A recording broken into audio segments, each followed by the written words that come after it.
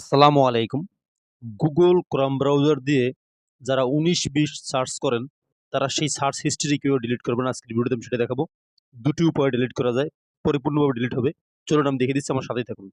Google Chrome browser open করে নিবেন। Open করে নেওয়ার পর এখান থেকে উপরে ডান পাশে 3 ডট আছে, এই 3 ডটে টাচ করে দিবেন। টাচ করে দেওয়ার পর আপনি এখানে একটা হিস্ট্রি অপশন পেয়ে যাবেন। এই হিস্ট্রি অপশন টাচ করে এটার ভিতরে প্রবেশ করবেন। প্রবেশ করার পর আপনি এমন একটা ইন্টারফেস পাবেন। এবার আপনাকে ডিলিট ব্রাউজিং ডাটা এখানে টাচ করে দিতে হবে। এখানে টাচ করে দেওয়ার পর এমন একটা ইন্টারফেস আসবে। এবার নিচের থেকে এখানে দেখেন ডিলিট ডাটা।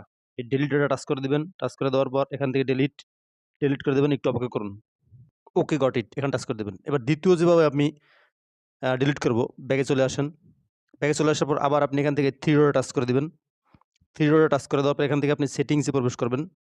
সেটিংসে প্রবেশ করার পর দেখেন এমন একটা ইন্টারফেস শো করবে। একটু স্ক্রল করে নিচের দিকে আসবেন। আসার পর এখানে একটা অপশন পাবেন সাইট সেটিং। এই সাইট সেটিংয়ে টাচ করে এটার ভিতরে প্রবেশ করবেন। নিচের দিকে চলে আসবেন। চলে আসার পর এখানে দেখবেন ডাটা স্টোরেজ, এখানে টাচ করে দিবেন। টাচ করে দেওয়ার পর আপনি এখান থেকে নিচে অল ডাটা ডিলিট অপশন পেয়ে যাবেন। এখানে টাচ করে দিবেন। এখানে টাচ করে দিলে আপনার সমস্ত ডাটা ডিলিট হয়ে যাবে। ধন্যবাদ।